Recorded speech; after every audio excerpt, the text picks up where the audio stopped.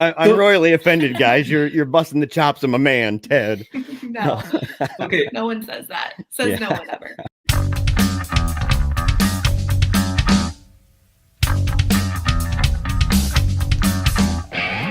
Welcome. You're listening to Paleo Cheeze Podcast, Episode 9, Rushmore, with special guest, Mother Horror. What's up, everybody? I'm Jeremiah Bannister. And I'm Chad Lutsky. And you're listening to the Paleo Cheeze Podcast, part of the Project Entertainment Network. It's the podcast that tosses film onto the old Cheeze Lounge to discuss and psychoanalyze, and every once in a while to point and laugh at. And today we've got a really awesome show. And Chad, we got one of your friends with us, man. Yes, Miss Sadie Hartmann, aka Mother Horror. If you're a horror author or a reader, particularly within the indie scene, I'm sure you've probably heard of her. She's a tremendous advocate for dark fiction and horror literature, and spends a ridiculous amount of time spreading the word throughout, Instagram and Goodreads, and most recently YouTube reviews, and not just Goodreads, but like Cemetery Dance and the UK's Scream magazine. She's also the co-creator, along with Ashley Sayers, of the Nightworms book package, which is like a monthly subscription, not box technically, but package where you get all these dark literary goodies in the mail. And they've done some really wonderful things. Essentially, she carries the horror flag and preaches loudly from the hilltops for all the smaller horror voices like myself. She's here today to hang out with us and eventually talk about the Wes Anderson film Rushmore. So, Sadie, thanks for hanging out with us. Thanks for having me, guys. It's an honor to be here. I have to say that I love the name of your podcast, Paleo Cheeze. It's awesome. Thanks. And you're paleo and you're cheese with a Z? Yeah. That's awesome. Wasn't it Jeremy Wagner, man, who was asking us about that? Yeah. And where that came from. It's old school, Sadie. Mm-hmm. And we're gonna have to, we're gonna have to tag Sadie. And I know I'm gonna have to do it because Chad, he might be too embarrassed to do it, but I'm not. And so we have these old videos that are really, really old and really, really silly. Like ridiculous. Chad's shaking his head like, no, thank you.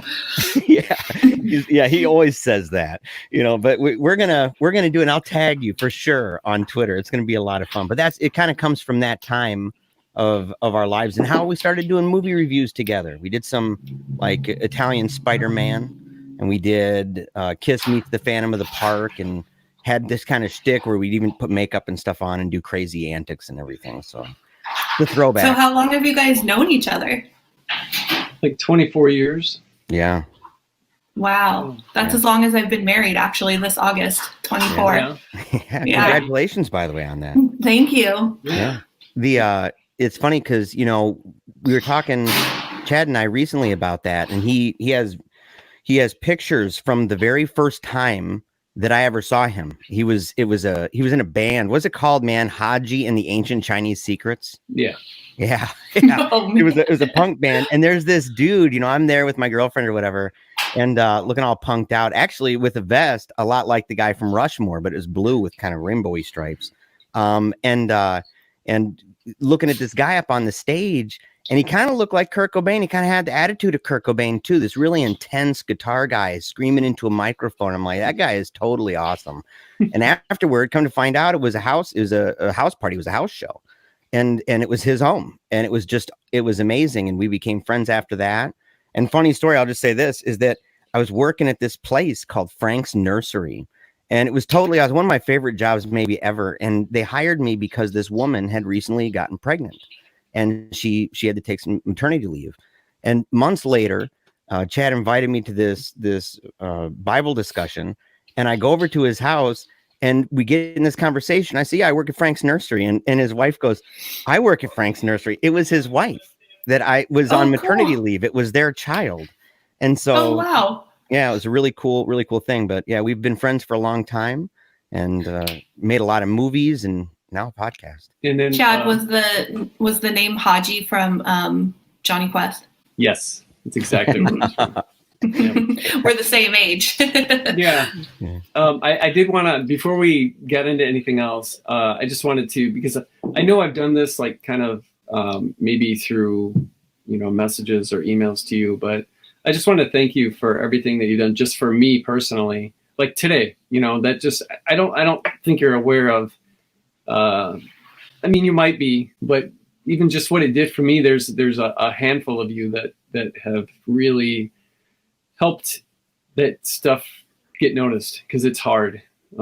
There's, a billion books out there, and it doesn't really matter how good your book is. If people aren't, shouting about it, then it's just not going to get read. So it's really helped. And I just wanted to thank you for all your support, and on behalf of everybody else that I know, that it's really important, and it makes a huge difference. And I know that there's just such an investment, and I don't know if people realize just how time consuming and how much effort and energy and time that you're putting into all of this. And so thank you very much. Yeah, you're welcome, Chad. It's absolutely my pleasure. When I first started reading horror, obviously I was reading a lot of mainstream stuff, like what my mom had, and she had a lot of like Stephen King and Anne Rice and Agatha Christie, and just a lot of mainstream stuff, and that's what I got started on. And then as I kind of broke into the bookstagram scene and started hearing about authors that were writing more indie fiction or self-published, and reading that, I realized that there was just so much more out there than just what we're getting from the big five, mm-hmm. And I would read horror from the big five, and I'm not going to mention any names, but I mean, it would be really disappointing. Like I would finish reading it, like Reese Witherspoon or something's book club would say, "Oh, this is the scariest book I've ever read." And I would read it and be like, "This is trash. Like, mm-hmm. I hate this book." And then I would read, one of Chad's books, or, one of, any of the plethora of indie fiction authors that there are out there writing horror, and they would be scary, and they would be well written, and they would be these little gems that I just thought everybody should be reading. Like everybody should be reading this stuff. These are what our movies should be made off of. This is what we should be talking about. This is what we should be, buying and supporting, and making it so that you guys can continue doing this, because it's a win-win situation for everyone. If I support you, you get to write, I get to read it. Win-win. Yeah. Yes. So, I don't want to say it's totally selfish, but it's kind of selfish. I want to read books. So now you, since we have you on here, we should at least talk a little bit about what you're doing, specifically maybe the newer stuff that you're doing with Nightworm's video thing that you are trying to launch. Do you want to tell us a little bit about what you're doing with that? Yeah, sure. So it's kind of my belief that social media is out there for the taking. Like it's free promotional channels that we should be using, and we should just be using them all. And so, I'm on Facebook, as much as I loathe the platform and think that it's like the least user friendly, and it funds, somebody's pockets who has plenty of money. Like, it's a free platform for me. And, same with Instagram, same with Twitter. And then YouTube was just kind of the channel that I don't know, I'm not super comfortable with like seeing my face all the time and hearing my voice all the time. Like podcasts is one thing to just kind of like do a one and done, but to have the channel open as like doing some reviews or doing some interviews on the channel, it was a little bit it was just waters I didn't want to get into, and it's time consuming. But then recently I had this idea that with coronavirus and with authors not being able to go to book signings and not being able to kind of engage with readers the way they would on a book tour, I just thought, well, there's got to be a way to get authors' faces in front of their readers and allow readers to see their favorite authors and be able to have this like tangible experience. So I thought of this promotional event that I'm going to kind of execute on my birthday weekend. It's going to be the 29th through the 31st on the Nightworm's YouTube channel. And it's going to be all authors that I have read over the year so far. So for like 5 months, 4.5 months, reading books that have either come out in 2020 or that I've read in 2020. So just a way for authors to promote their work, and for readers to just have that experience of seeing face to face and just kind of like engaging and interacting with the story on that level. Because I think author readings are totally cool. I mean, I like to watch them too, like Bob Ford, Josh Malerman, do some really, Josh does really creative ones, and then Bob is just his voice is just butter. He just does it so well, and there's others too that do it really well. By the way, thanks for asking me to do that, and I'll have it soon to you. Yeah, no pressure. We have a week. But I watched Stephen Graham Jones's reading of the Attack of the 50-Foot Indian, and I think after people hear his voice, it will resonate the entire time you read that story. So like that's the most important thing, I think, is when you hear that author voice and then you get to thread it into the story as you're reading it, it just like you can hear it in your mind. So it's really a valuable resource. That's what Lansdale does. I can't read a book of his without hearing his voice, because I've heard his voice a lot, in interviews and stuff. And his voice is so much in that book that it's just, that's how I hear it. I was going to say, when you mentioned the difference between podcasts and videos, I totally understand what you're saying. Like, it's a totally different beast. And I've done stuff with AM FM radio for most of my life, and you just sit behind a microphone. You're in a room by yourself. You could be in your underwear or less, and so it doesn't matter what you're doing. Of course, nobody knows what I'm wearing beneath the line here. But, the thing is that it's a totally different feel. There's a sense that when you're on a video that that it's being recorded. It's another eye looking at you. And there's people, you can see how people get nervous with cameras, or how many times people will take the same selfie over and over and over to get the exact angle just right. Yeah. And that's different than sitting there and just pushing a button and talking. But I loved what you said, a second ago about movies and these books that people are writing. And it's funny about Reese Witherspoon. I don't know if anybody caught that. I cracked up and said, I didn't even know she had a book club about that. But the thing about the movies, though, is that not to just keep hyping up Chad, but I like hyping up Chad. And we both have, of course, Halo Flies behind us. And so we have special collector's editions of Halo Flies. But Skullface Boy, I was saying, look, man, when I read that, it was like watching a movie.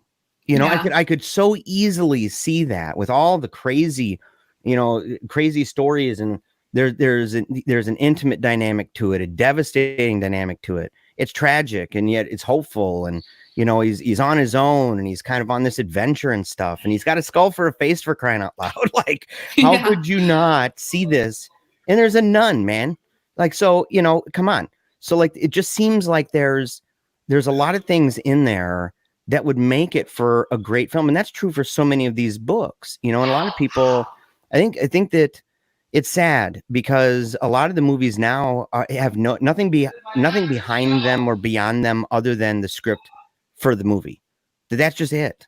And it's taken over as a medium where people are just these kind of passive receptors of images and stuff. And we're a movie review show. So, I mean, we're not dogging that per se, but there's something about the book that's different, that it doesn't just feed you all the information, and it allows your brain that room and space to breathe and to create that world in your own mind that you may envision. Skullface Boy, for example, you may envision his world different than I do, but if it's a film, it kind of takes that out a little bit, and it's true for so many books.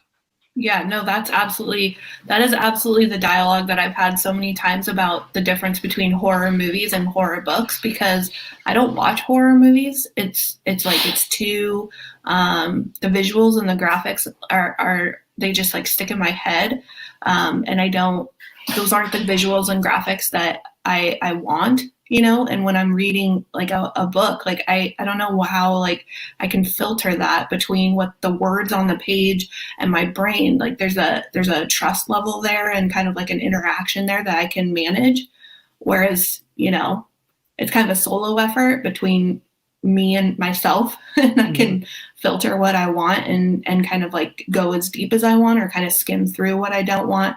Whereas a movie, it's just like in your face all the time from multiple angles and sources, and you have the actors and you have the producers and you have the directors, and it's all of their imagery forced into your brain. And a lot of times, like my husband and I call it like a horror hangover. Like you'll watch a horror movie and then it just lingers for weeks, you know, the yucky parts. Yeah, Chad likes the yucky parts. Chad, in fact, Chad gets sad when the yucky isn't there. He got sad when it didn't show the foot getting sawed off in Gross, Killer Chad. Sofa. He's like, man, he's like, they didn't saw it off. You didn't see it. I'm thinking, whoa, woo, buddy. You know, so that's hardcore. Jeremiah, are you watching anything? TV series? Are you reading anything? Anything cool that's been going on this week? Yeah, I just finished. I just purchased the final season of Super Friends, and it's so weird, man, because I call it Super Friends, but it's actually like they have every season almost is a different name for the show. Like they just kept remarketing just over and over and over, and so it went 9 seasons, I think, altogether. In the 9th season, I thought it was really funny because I learned something that I didn't know before. What's the guy's name? The original Batman. Adam West. Adam West, dude. Yeah. Adam West. Adam West was the voice for Batman. I can't believe I lost that name. But the thing is, yeah, Adam West, man. Adam West was the voice of Batman in the 9th season and final season of Super Friends. So I bought that. And that was really cool. Even some interesting characters, and the art got better in it, you know. And so that was awesome. And I'm still going through Lost. I'm on season 4 right now. I've already seen it. You know, it's okay, it's a good. throwback. I was gonna be like, I'm gonna spoil it right now. No. Yeah, no. Actually, I'll tell you, the only spoiler that I'm worried about is actually reading what the writers say about it. I almost don't want to, you know, because. You know, I'm kind of with David Lynch on that whole mystery thing, you know, and saying, look, don't tell me what it's about. I'd rather think that this is a big elaborate thing about purgatory. You know what I mean? That's what I would rather do. And so I'm still going through that. And I've been reading. Wait, have you watched the YouTube video where it's just a string of unanswered questions from Lost? No. Oh, it sounds amazing. That is required viewing if you've seen Lost. Yeah, it's just a whole montage of questions that have not been answered by the series. See, I love stuff like that. You know, I would need to watch that, and I'll probably have to watch that around the same time that I watch that 4.5 hour video explaining Twin Peaks.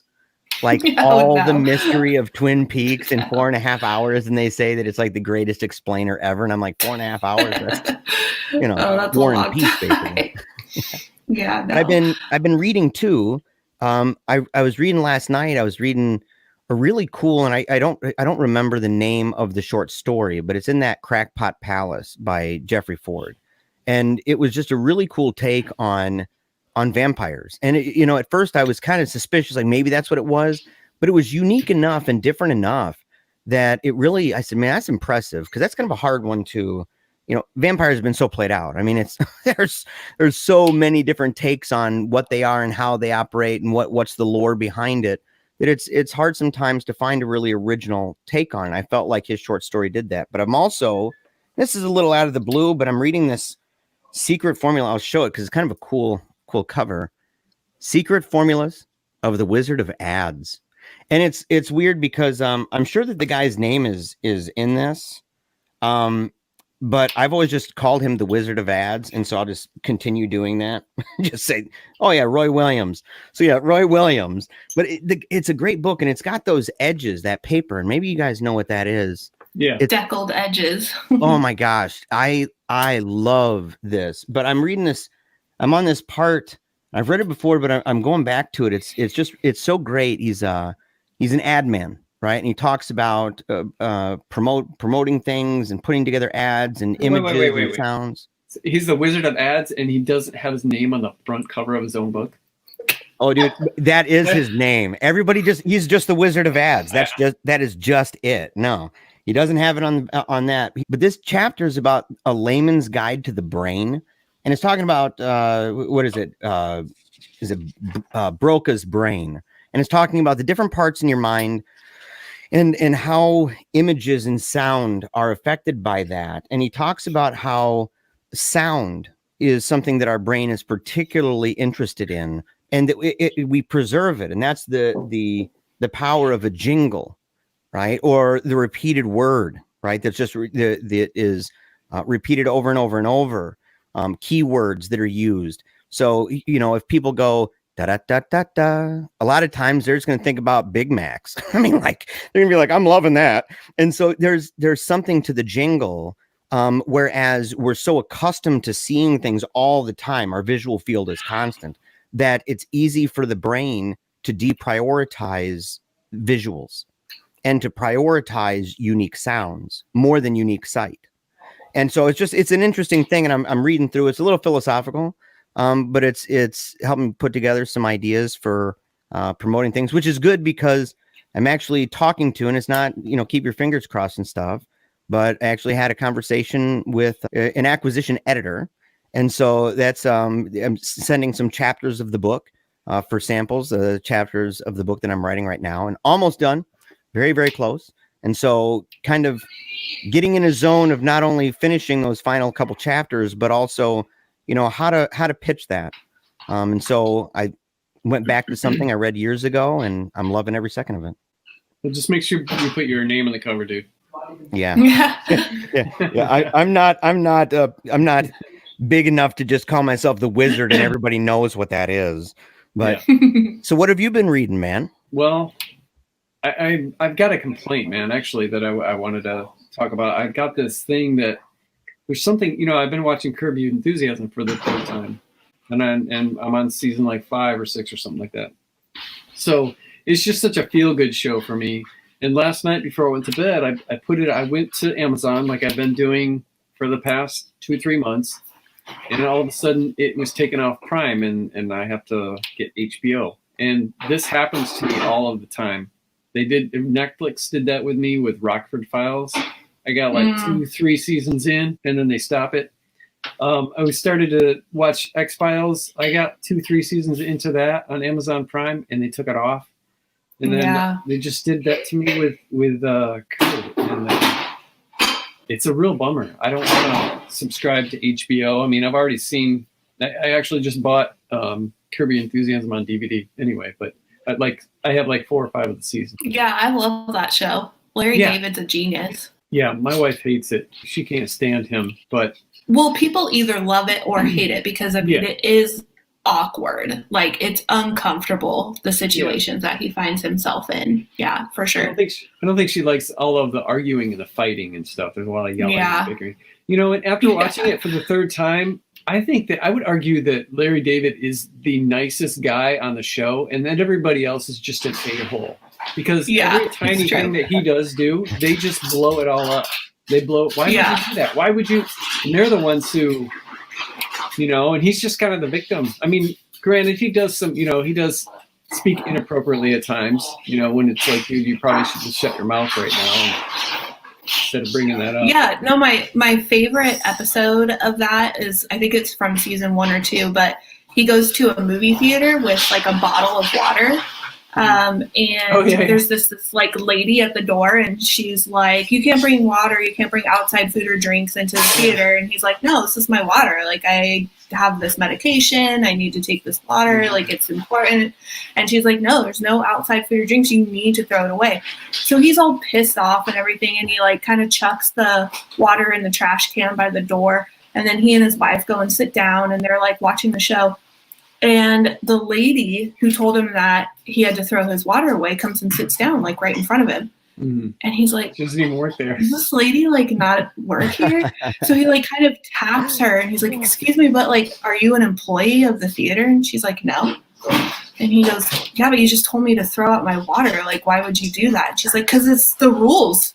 Yeah. Like, you can't bring it if that's the rules. And he was like, and like his wife's face is like, oh, here it comes. Yeah. Yeah. It's so good. But He's gonna pull also- a Karen on Karen.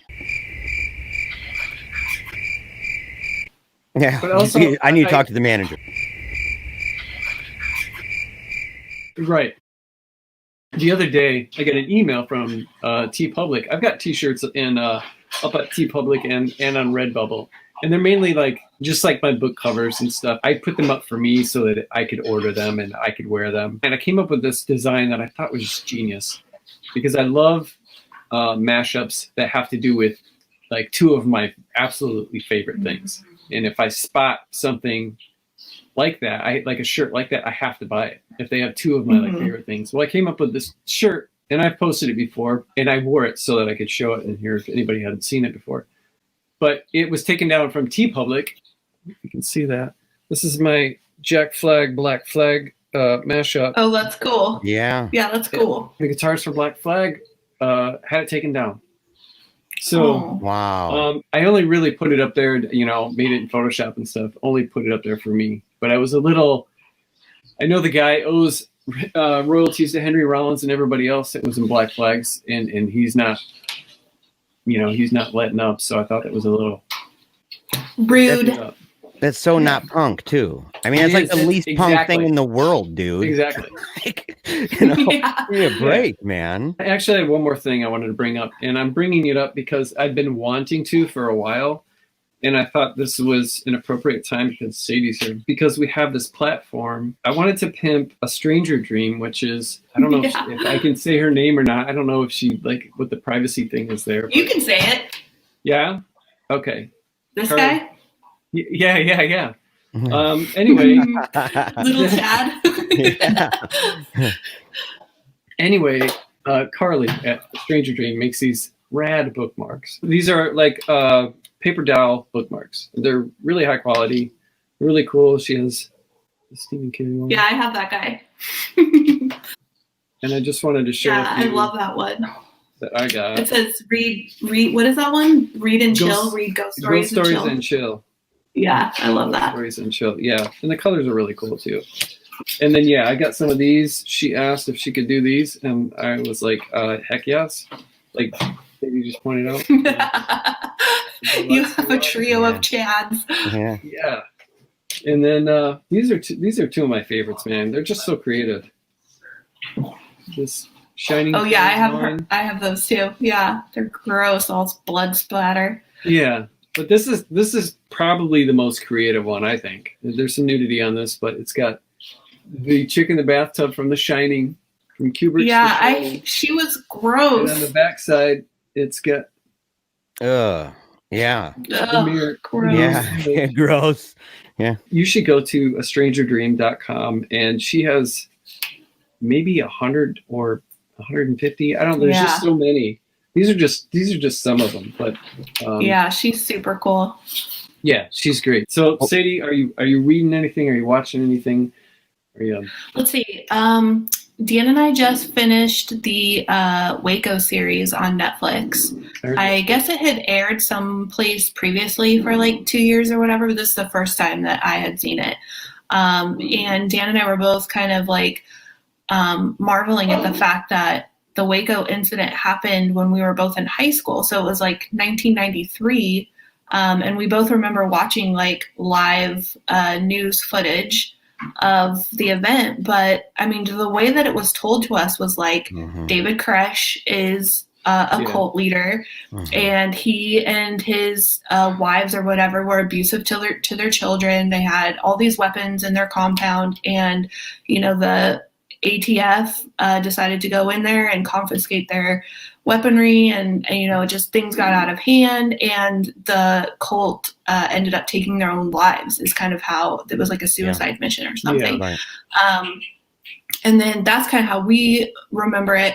And then the show really kind of like presents it in a different way, like from two different perspectives. So you have a guy who was invited to live at the cult, at the compound, and his name was Thibodeau, or his last name's Thibodeau, and he, spoiler alert, survives, and he writes a book about it. So he is actually on the set for the show Waco, kind of as an informant and just kind of like, making sure that things are accurate. And then there's also the FBI agent who was a negotiator who, was really involved for at least 21 days. It's like a 51-day standoff, and he was there for the majority of it, trying to have conversations with Koresh. So it was really compelling storytelling. The acting is out of this world, because you have Michael Shannon playing the FBI negotiator. You have some guy that was doing the lead role of David Koresh, who was just amazing. And I really like the way that they kind of infused some humanity there. I mean, he was charismatic, and he was, definitely off the rails. But you could see why people would listen to him. And so when a show portrays a cult leader as just being this wild, loose cannon, it's like, why would people follow somebody like that? Like, that doesn't track. So I thought they did a really amazing job. We really enjoyed it. We binged it over there's 6 episodes, and we binged it over 2 nights, watching 3 episodes each night. I'm so glad you said something about that, because I didn't even know that was around until 2 days ago. And I grew up series. Yeah, the series. I just had no clue, right? I've been lost. And so, I'm in this other world right now. And no, the Waco thing, growing up, I'm with you. I remember watching TV every day and seeing the banner held out the window and stuff. And I remember, this is before I went to journalism school and realized how atrocious this scenario was, that journalists weren't allowed anywhere near. They're super far away. And it was a lot of really weird craziness. But then, I was raised in a very conservative home, right? And way patriotic home. But so we had these documentaries, and we had documentaries where congressional testimony and satellite footage of Waco and the tanks around it, and when the tanks shot, and it changes the narrative. It blew my mind. It was a weird story to be told, and it is not entirely true. It doesn't make him this great guy, right? It doesn't mean that oh no, he's just a normal Joe Schmo. Don't worry. No, it's still a cult. He believed he's, a prophetic person kind of thing, And so but at the same time, it put, like you said, it put humanity on him. For me, watching the documentaries and watching the testimony of different people, even the local sheriff and other people who weren't part of the group, but yet knew the people there. And the what they said about it. And so I'm really glad you brought that up. That totally took me by surprise. And now you've piqued my interest. I definitely, if I was going to watch it before, I am now definitely going to be watching. Yeah, definitely. Highly recommend. Also, we're watching a show called, this is on Apple TV Plus. So if you have an Apple TV and you're streaming and you have Hulu and Netflix and all the things, you can also buy and subscribe to Apple TV, which we did, and we have watched numerous great shows on Apple TV Plus. But one of which is called Defending Jacob, which I also hear is a book. And one of my colleagues at Lit Reactor is going to write an article about the comparisons between the book and the show. But the show, it's Friday night right now, and Dan and I are totally going to watch that tonight, because it is very compelling. It's about a young 15-year-old boy and a child in his, or another 15-year-old boy in his school is found murdered in the park, and he has a father who is a big kind of prosecutor, attorney in the town or whatever, is working on the case at first, and then his son is implicated in the murder. So they take his father off the case. And then now it becomes the dad's role and passion to, help his son clear his name and make sure he doesn't go to prison because he's going to get tried as an adult. So that's Wow. very compelling as well. I love like courtroom dramas and stuff like that. And which reminds me, my wife and I got turned on to Boston Legal, which is kind of an older like 90s show, but we're big, huge James Spader fans. And we started watching it. And of course, I don't need to tell you what Amazon did to us after about 4 seasons. No.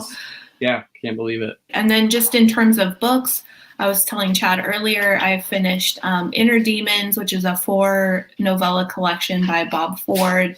And it kind of blew my mind, to be honest. Like, I wasn't expecting it to be so good. I was expecting it to be great, but I wasn't expecting it to be amazing, which it was. And that's called Inner Demons by Robert Ford. People need to buy it. And I just finished Alan Baxter's The Book Club, which is also sort of like a disappearing person kind of story with a mystery and a thriller. And, you know, since it's Alan Baxter does like urban horror, so it does have some horror elements in it that are kind of surprising, and that was really good. I'm also currently reading Gemma Amour's The White Pines, which is really good.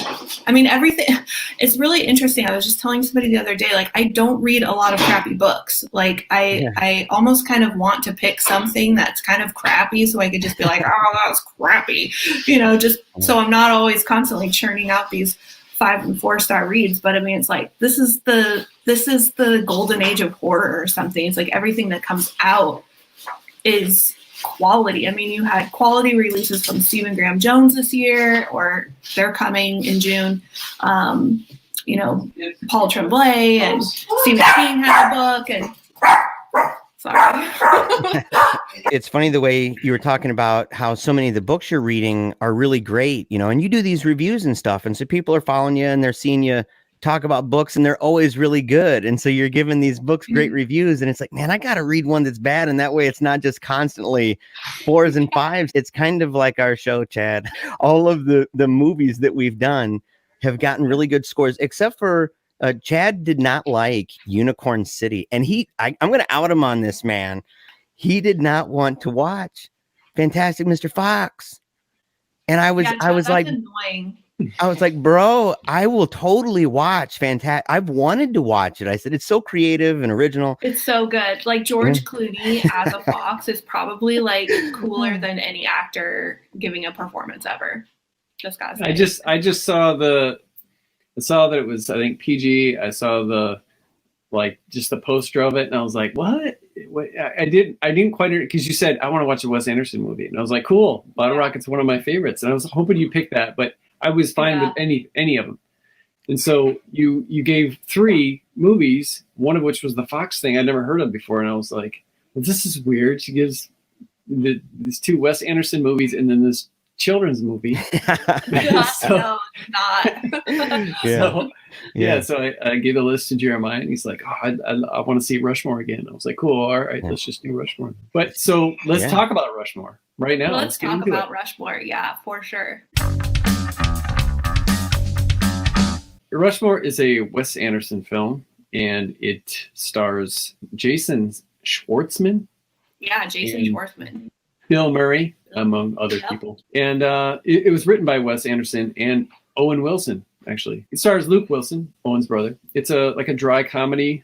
It's about a 15-year-old kid who undeservedly is enrolled at a prep school and befriends a middle-aged guy, Bill Murray. And the two fall in love with the same woman, played by Olivia Williams. I will do my what I thought in the first 10 minutes, because this was my first viewing and I had no idea. I thought that I had seen it before. I think there was only one other movie I haven't seen, and Bottle Rocket's one of my favorite comedies ever. So I was surprised that I hadn't seen this, because this is his second film. It has that, it's got the indie, even if the music in it isn't indie, like there's the Stones in there and the Who, but it still has like an indie feel. The choices, so they're like deep cuts.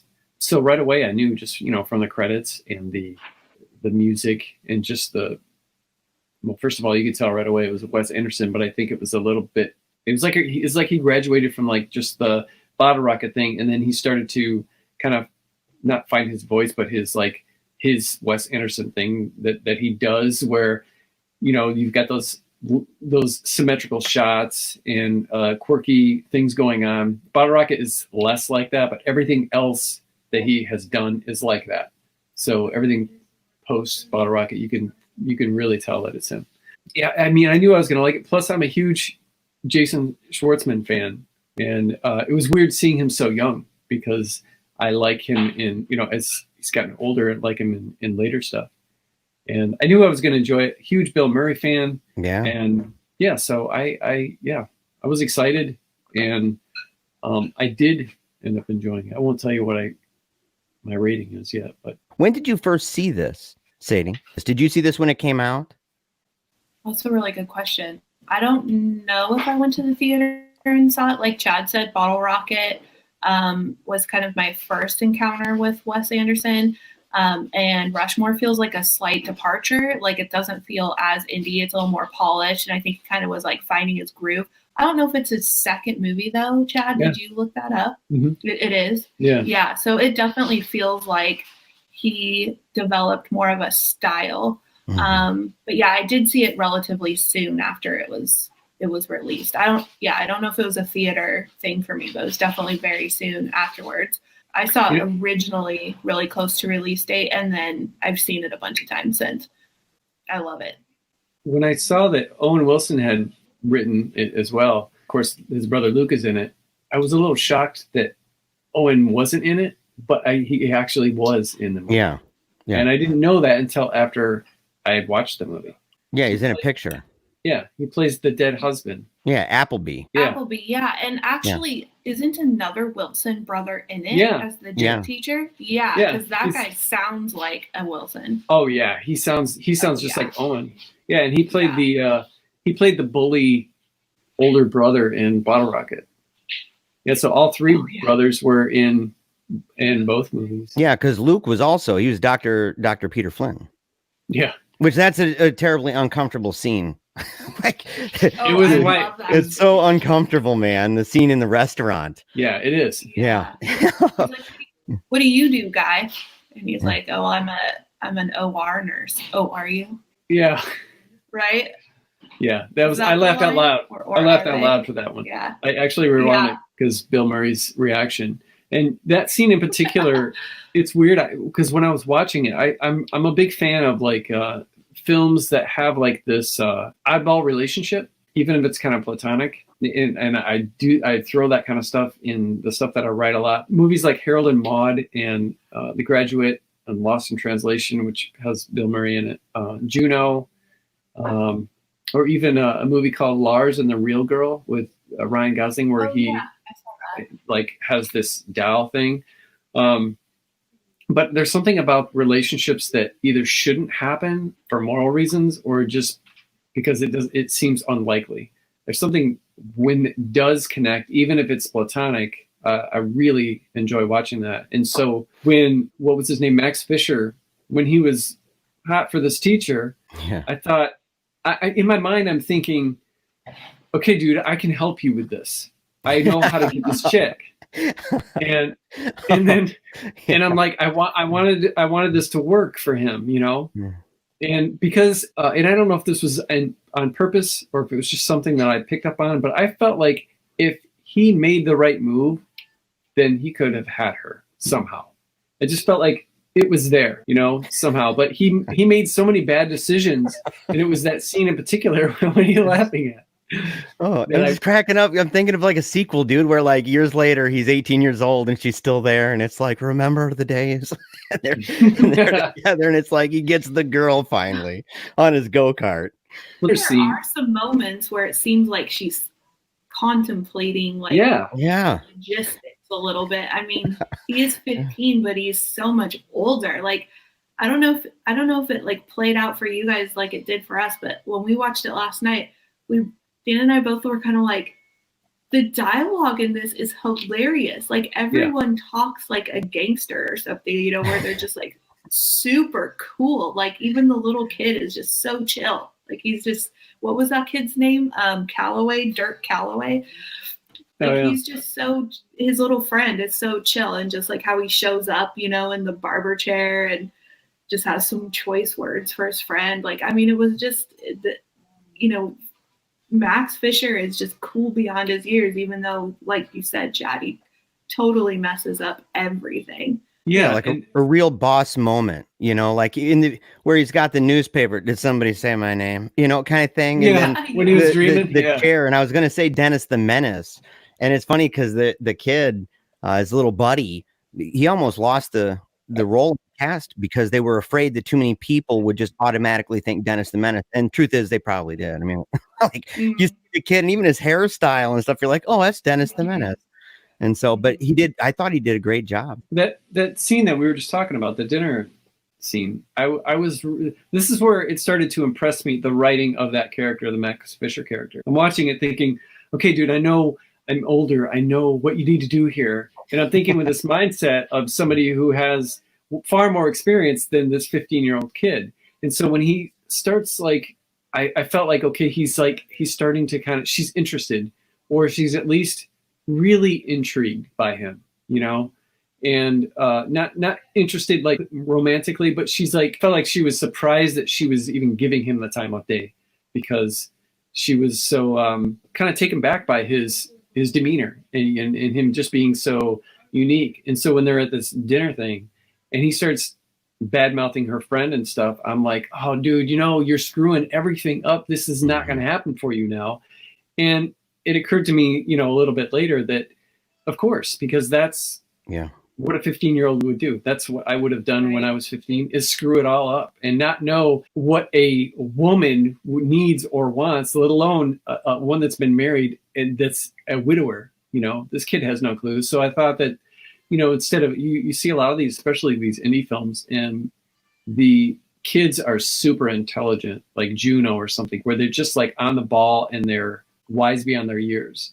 And he was, but he had these faults that just kept him like at a young, like after you saw the child in him come out, it was never going to happen. You saw that. Yeah. And like that scene when he kind of stages that accident outside of her house, and then he kind of crawls in through her window. He was so insensitive to her situation. Like, here she is, like, reading a book in her dead husband's bedroom. He comes in through the window. She's kind enough to let him in. He has manipulated her, I don't know how many times, with like just all of these acts that he has done selfishly, just to get her attention. And then he's lying there. He puts that music in the mixtape on, radio. Yeah. And then, just the comments that he made about like, like reminding her that her husband has passed, like he's like, your husband's dead fingernails or whatever he says. And she's crying, so insensitive. And then there is a moment though, where she's kind of seeing him maybe as not like she would be in a relationship with him, but they're having this kind of like intimate moment. And then she realizes that he has put that fake blood on his forehead. Right. It's just like another manipulation. Like, I think that's the moment where she was just like, what does she say? You're a child. You're such a child. Like, I think that's where it just completely shuts down. Like, even at the very end, when she takes his glasses off, the look on her face was like one of kind of like, wow, this is the kid that is underneath his glasses kind of thing. And I felt like for a teacher that isn't interested, I felt like there were many instances where it was really inappropriate of her to, especially if she knew, once you find out some kid's in love with you, you need to not hang out with him, not talk to him. Yeah. You don't dance with him. You don't like rub his forehead and stuff like that. Kids can't handle that kind of stuff. They get too confused.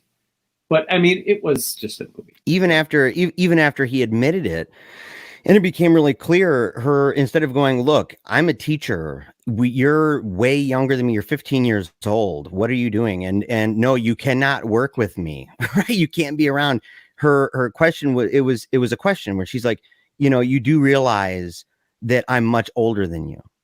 I mean, that's not really putting an end to anything. In fact, that's maybe part of the whole taboo infatuation with this, right? So it's like fueling the infatuation, in fact. And I felt in that way that she was also a little bit manipulative for different reasons, right? And I felt like that she wasn't entirely on the up and up through the whole thing, and that there was always an element. And I felt like the preview, I went back and I watched a preview for this, and the way that, I don't know who put that together, but they kind of put it together in a way that the words that they laid over the events that were happening gave the impression that she went further in that relationship, like even like the kiss and stuff. I mean, it was a weird situation. I'm like, and then when I watched it, I said, well, it didn't do that. I said, it's kind of weird, but it hyped up that dynamic of it, the tension that was there with all of that. But I like how you brought that up, Sadie, about how, even in that moment where she was starting, in light of all the stuff, she's sad, she's really surrounded by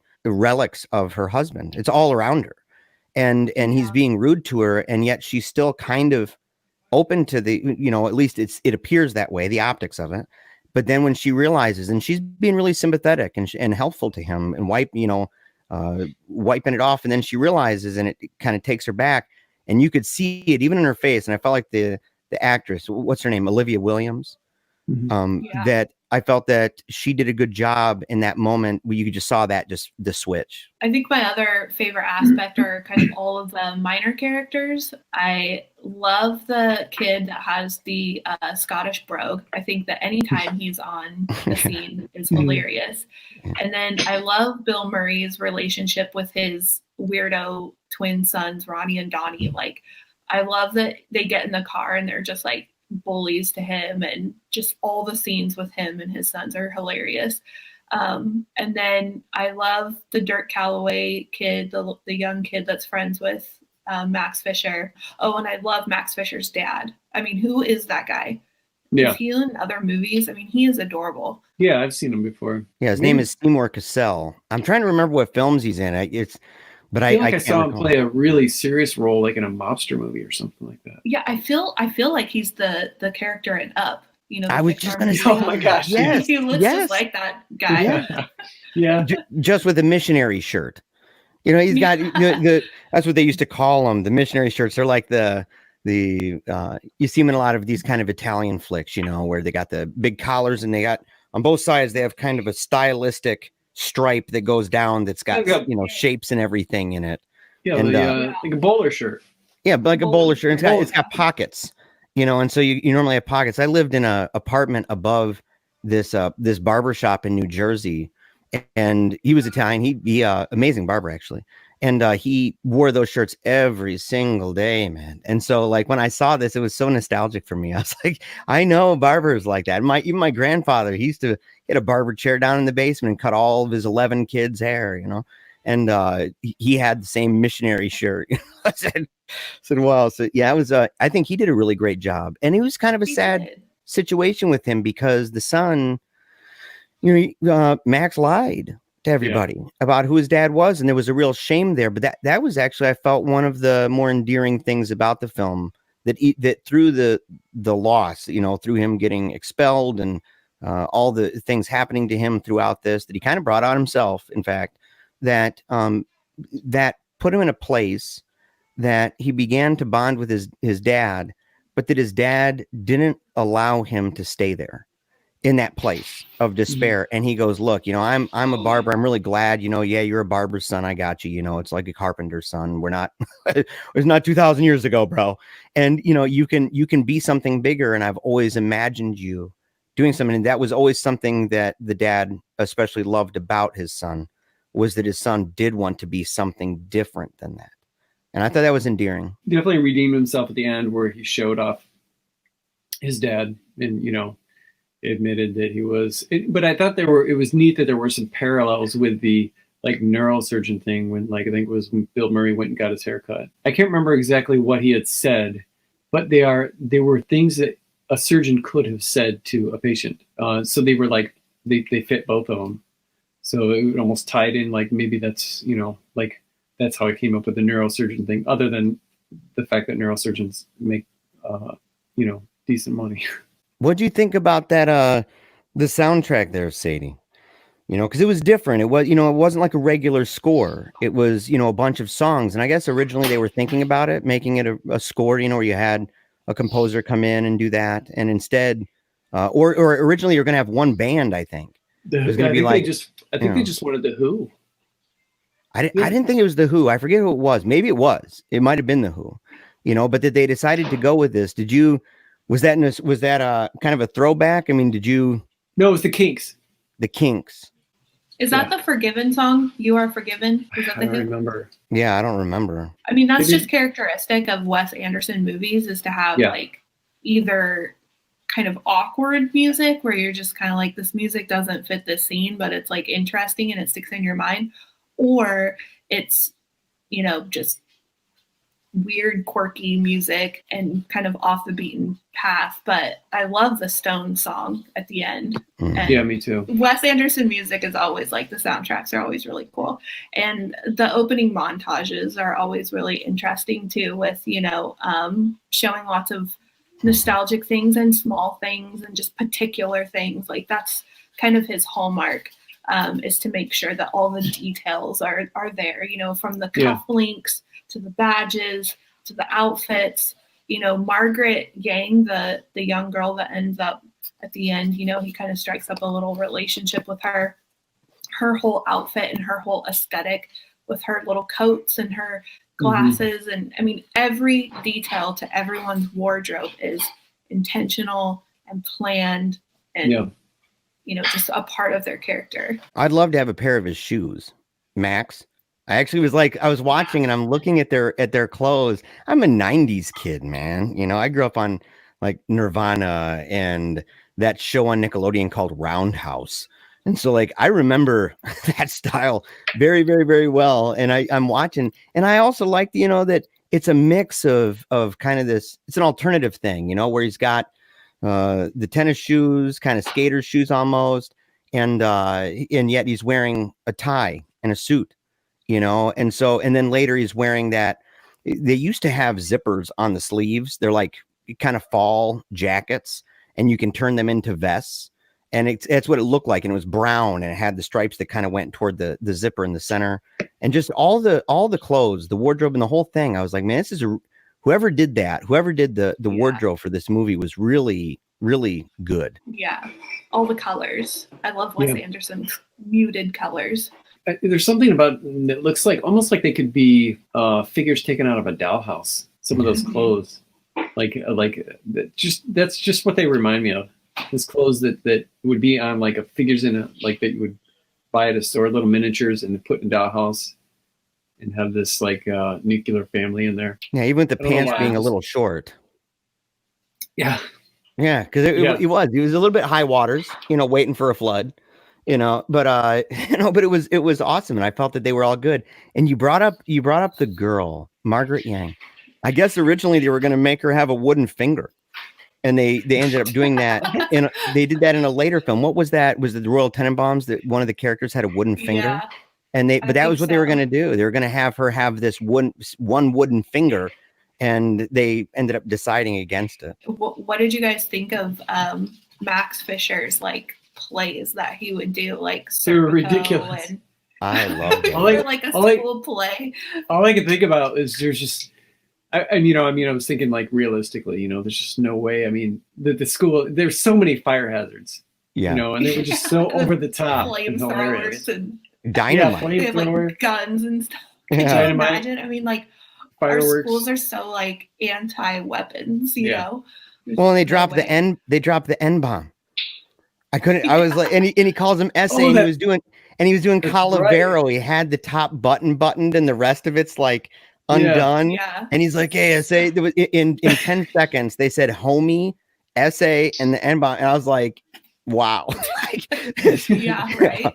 Yeah, but I loved those plays. I was like, man, it especially the last. I mean, obviously, it would never happen in real life. I mean, no school would allow such a thing, but not only that, but the tremendous budget that would go into a play like right that. I mean, the after party was so elaborate with like the nudie photos and the barracks and the sparklers, and I guess that last scene upset I don't know if it was the producer or who it was, but there was a winery that they owned, and that scene was made, I believe, in that winery, and it did not make that person happy, like that happened.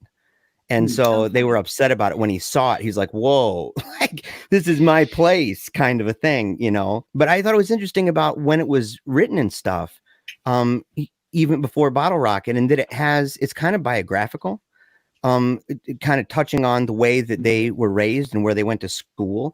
And I looked up their schools and I thought it was so interesting. There's St. John's and St. Mark's, both of them in Texas. And that Owen Wilson was at St. Mark's until he got kicked out in 10th grade. He was at St. Mark's, and Anderson ended up attending St. John's in Houston. But these are both elite schools, you know, and my kids go to a school similar to that, not as expensive. They were bringing in kind of the aesthetic and in the fact that you're dealing with kids who are extremely bright, you know, like my kids, they're learning Latin. And so when he was talking about Latin club and stuff, I was like, yes, you know, I knew what he was saying in Latin when he was talking. And so I understand that. But I also understand, you know, you can see these kids, and I see them all the time in school, not in quarantine, obviously. But, you know, you see them and they're in their amazing blazers with the little gold cufflinks and stuff and looking super fancy, and the power ties with burgundy and these kind of royal colors and speaking in Latin to each other and kind of a crazy world. And yet they're kids. You know, and they still deal with the kids stuff. And so it was kind of a cool thing. I related to that. As a dad, I said, oh yeah, I get that. I understand this a little bit. And so that was another cool thing that I felt about this movie. It's so weird how Bill Murray can be, he's just Bill Murray in everything. He's just looks just sad and tired and like he just, whatever, doesn't care. And he looks like that in all the movies, but he's just so perfect in all of them. I love that guy. Yeah, Bill Murray's perfect. It's true what you say. He's perfect in every movie that he does. Yeah. What'd you think about the scene with him behind the tree, where he peeks out from behind the tree? Like, how bizarre is that? What would you even do in a situation like that if you turned around and you saw somebody do that and they really quick hid behind the tree again? One of my favorite scenes of his was at the pool at that party. Mm-hmm. Where he was just kind of like, you know, he had that drink and he was throwing golf balls and then he went and did that cannonball. And he goes up on the diving board with like a drink in one hand and a cigarette in his mouth. Yeah. And then I think my daughter was in the room at that point, and I asked her, I was like, who goes up on a diving board to you know, go in the pool with like a drink in one hand and a cigarette and these like Budweiser shorts? And she's like, somebody who just doesn't care. Like, you know, he's at this party. His wife is like clearly flirting with this like other guy. Yeah. And he's got these sons that are just ripping apart all these presents. They're like the worst kids. And he just, you know, you could tell he was just like hit rock bottom. Yeah. Murray was in at least, was it one or two other Wes Anderson? He was in Life Aquatic, and I can't remember, but I know this is the first time that Wes Anderson worked with him, and I think that he was intimidated initially. I believe Murray tried to help that out with by just like doing things that he shouldn't have been doing, like helping out like with laborious stuff around on set and stuff. Yeah. To kind of ease that tension, you know, cleaning stuff up, moving stuff, you know, things like that. He even paid $75,000 for, it was a shot, I guess, that never even made the film. And it was with Max and Bloom, and they're riding in a helicopter, and Disney wouldn't dole out the loot. And so he gave it himself of the money. And they said that Anderson, he wrote a blank check. Yeah, blank check. Yeah. And it ended up being $75,000 for that. The shot was. And they said that, I read online, it said that Anderson delivered his directions to Murray in a whisper so that he would not be embarrassed if the actor shot him down. Like, he was intimidated by him. And I thought I also read that from that point on, from that movie forward, that they said that it was kind of like a second wind in Murray's career, that he was actually nominated for, I don't know if it's Golden Globe, I forget what it was, the huge award for supporting actor for that. And it kind of reinvigorated him. And that from that point forward, I think he's actually been involved to one degree or another with every single Wes Anderson movie since then. Like, I think you're right. Like one of the quieter movies that doesn't get a lot of attention is the Moonrise Kingdom. Did you guys see that? No. Yeah, you guys should watch that too. That was like he also uses Ed Norton a lot in his films, and that's an Ed Norton one where He's one of the primary actors and it's really good. What is that one called again? I think it's Moonrise Kingdom. Moonrise Kingdom. See, I'd never even heard of that. I'm so happy you mentioned that because I love Ed Norton too. I'm like, I Fight Club, that was like my breakthrough with him and one of my favorite. And so like, I've always liked his personality. And so I would be really interested in seeing that movie. It's just cool when a director uses the same cast members, and just kind of like filters them through different roles. And then you get this like range of diversity from all of them. Some of the, P.T. Anderson does that. He used Philip Seymour Hoffman right up until Philip died in everything. And he also used William H. Macy was in those. David Lynch did that a lot too. David Lynch did that with Kyle and Laura Dern and the whole gang, what's his name from Eraserhead, man? Oh, Jack Nance. Yeah, Jack Nance. So, and to see that, and so. I did want to say something about Jason Schwartzman. Did you guys know that he was a musician and he's put some albums out? No. I did not know that. Yeah, he's a songwriter and drummer. I don't know if he plays guitar or not, but yeah, it's good music. And he wrote the theme song for. Have you guys ever watched Bored to Death, the TV series or the HBO series with Ted Danson and Zach Galifianakis? Okay. I also don't subscribe to HBO. Well, I think they have that on Prime, or at least they did, and I'm sure they'll take it off if I want to watch it again. But he plays somebody on there, and that show is actually part of the influence for the Neon Owl. But nobody's seen Bored to Death, and I can't believe it because it's hilarious. It's awesome. I never even heard of it. Me either. And I do like Jason Schwartzman. And it's the best thing Ted Danson's ever done. He's so hilarious in it. And I can take or leave him, but this. I know Ted Danson. He's not like the greatest. Yeah, but he's great in this. Ted Danson is actually my favorite actor. What? No, I'm kidding. I don't know. No. You're like, I'm offended. I'm royally offended, guys. You're busting the chops of my man, Ted. No. Okay. No one says that. Says no one ever. So Jeremiah, let's get a rating from you. Stars 1 through 5. Overall thoughts. I loved it, man. But it's a little bit nostalgic for me. But it's not just nostalgic. Like, I mean, it resonated with me on so many different levels. There was this bad review by James Berardinelli over at realviews.net. And he said stuff like, Rushmore is one of those films that's so inconsequential that its memory threatens to fade away before the end credits have finished rolling. I think he's off his rocker. I mean, I think it's one of the worst reviews. It didn't age well. Let's put it that way. I kind of want to just tag him and remind him of that abysmal rating that he gave his review and say, dude, seriously, don't quit your day job. But like, it was, I felt that it was so good. The music was great. The wardrobe was great. I felt that the characters were great. The dialogue was great. And there were very few scenes that I felt were not very good. And I disagreed with him. He said that the director clearly wants us to like his young protagonist, but that's almost impossible. And I thought, no, it's not. Not if you realize he's 15 years old, right? If you realize he's 15 years old, it's not impossible to like him, right? And in fact, it's easy, in fact, to like him. By the end, you sit there and you say, you might like him because of his quirkiness throughout it, that he's kind of, he's pretty brave, right? He's out there. He's a man of action, that's for sure. And he's unafraid to put the Mac on a woman much older than him and way out of his league, right? And yet he's unafraid to try and put himself out there.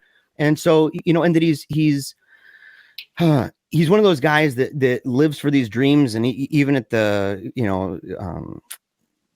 kind of the detriment of other things that may be important to him, but he's an artistic mind and a visionary in that way and extraordinarily talented. But by the end, he's a person that can be broken, and in fact is broken at home. He's broken with his family. There's pain there, and I felt that it was really easy, in fact, to care for him. And so I thought that the whole movie was really cool.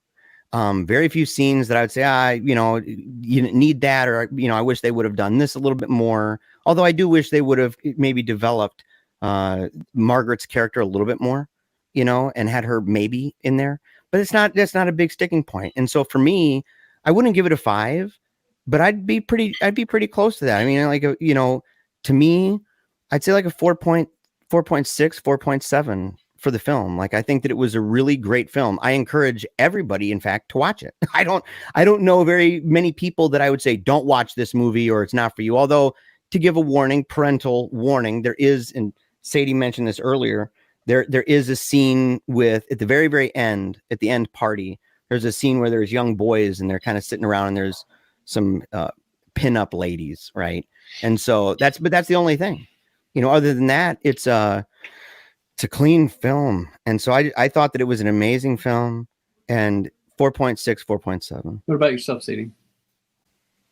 Yeah, it's probably a 5-star for me. I think it's one of Wes Anderson's cleanest movies, in the sense that it, from start to finish, it doesn't meander or wander. Like a movie like The Budapest Hotel that came much later, I thought that there was some lulls in the story, and this one just kind of had a good even flow the entire time. Even though Max Fischer is super pretentious and just, you know, you find yourself like shaking your head at just the way that he treats people and just the way he's so full of himself, you know, by the end of the movie, you are rooting for him.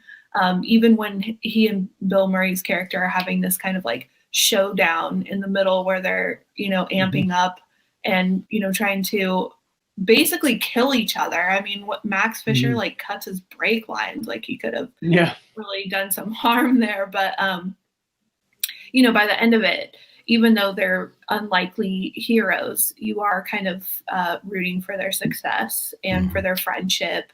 And the trio of them with the woman and Bill Murray and Max Fischer, it's you can tell it's like kind of a long-term relationship that they're going to have over the course of years, just kind of based on mutual respect and just having fun together in each other's company. I love that they came to his show at the end. He kind of resigned his romance for her and tried to put those two together. I mean, it's just really heartwarming. It's hilarious. It's unexpected. The music is great on all counts for me. Directing, acting, cinematography, all of the whole thing is just, yeah, it's all good for me. What about you, Chad? What do you rate this thing as, man? Easy 4 for me, which it as far as I'm concerned, a 4 for me is just like it doesn't fall within my most favorite movies, but it falls into like something that I would highly recommend. And that if somebody asked for, you know, coming of age thing or like a cool indie movie or something that with dry humor or something like that, definitely. I really enjoyed it, and I'm glad that you chose it, Sadie, because I thought I'd seen it and I had missed out, and I don't know how. I was so confused when I put it on. I was like, I'm sure that once I put this on, that I'll remember. It'll come back to me, and it just never did. So I was like, I apparently haven't seen this. So I'm glad that you chose that one. Yeah, and just like so predictable for me, right, with my coming of age slant. Yeah, which is right up my alley too. I mean, and next time we're gonna have to watch Fantastic Mr. Fox.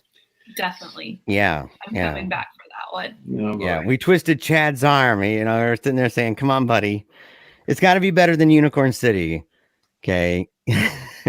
Yeah, you'll like it more, man. I have a feeling, buddy. Well, it's been fun to have you on, Sadie. Thanks, guys. Yeah. It was really great to be here. What are ways that people can follow your work? Any websites that they should check out, or your YouTube channel, and of course your email? Just let them know, and that way they can follow you and keep up with what you're doing on social media and everywhere else. Yeah, so I am on all the social media platforms. You can, except for like the dumb ones like TikTok and Snapchat or whatever, Snapchat. You can find me on Facebook as Sadie Hartmann. You can find me on Instagram and Twitter as Sadie Hartmann Mother Horror. I'm on Goodreads as Sadie Hartmann Mother Horror.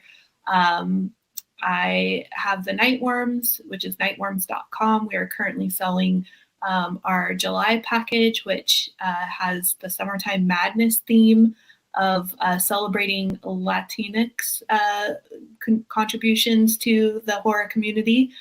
We're really excited to feature 2 Latin writers and their books, and one of which I think we spoiled, but it was an optional spoiler, so I can't tell you what the book was, but it's very, very exciting.